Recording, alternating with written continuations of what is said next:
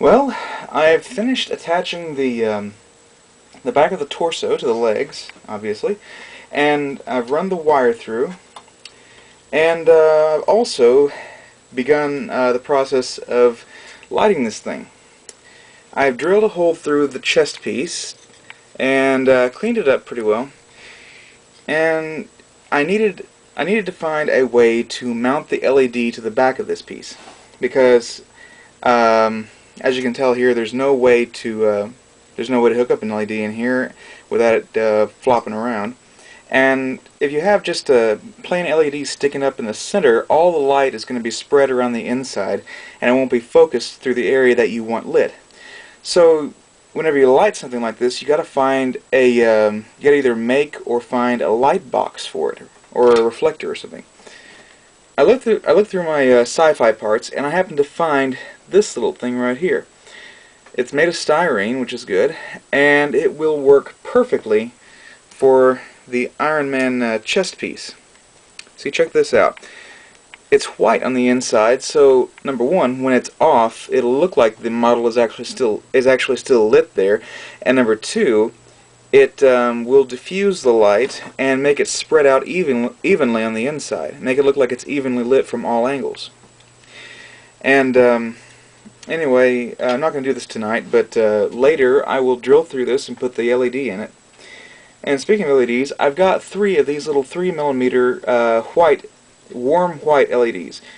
I used to have some cool white LEDs, but I can't find them, and rather than having to go out and buy some, I'm just going to use these for now. So with that in mind, let me just go ahead and demonstrate, to kind of close out the video, let me demonstrate how to properly solder a joint. Okay, now here's what you need to do. Here's what you need to know when you're soldering. Soldering's pretty important. You can get by with just a wire wrap tool and some heat shrink tube, but soldering is a much more secure connection, and you will well, you'll thank me later if you do this. In order to solder, you need 3 things: the components you're going to be using, and you want to have them already wired up so that you don't have to have a third hand. Although there is this cool little tool called a handy helper. And it looks like a magnifying lens with a couple of alligator clips attached to a stand, and it holds the parts for you while you solder. You will also need solder and a soldering iron. This is a little cheapo model. You don't need something, really expensive. Just get the cheapest one you can get, because all you really need to do is heat up the component.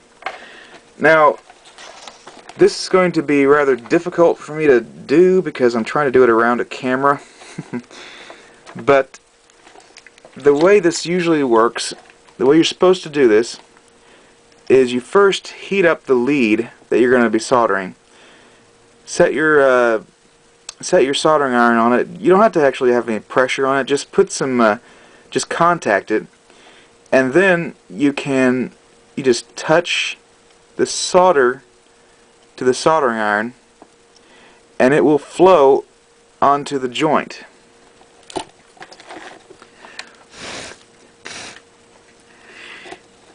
And if this would focus, come on, focus, there we go. See that solder right there has completely filled all the way around the part, and that's a very secure connection. You want to make sure the solder is kind of silvery whenever you solder this. If it turns out to be, if it turns out a dull finish, well, if it looks dull whenever it's finished cooling, then it's probably what they call a cold solder joint. Cold solder joints are very weak, and they can actually block some of the electrical current from flowing. So you want to eliminate those as best you can. Also, notice that little tap that I did. You want to get rid of excess solder as well.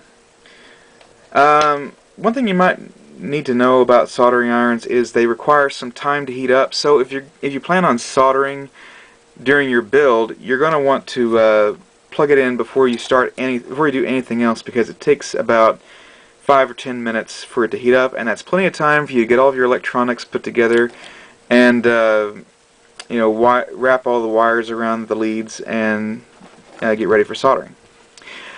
Okay, well, I suppose that will do it for this video. Until then, take care, and on tomorrow's video we will be doing some more work on my Pro Shop X-Wing. So, peace out, and let's see, how about this one? Live long and prosper. Goodbye.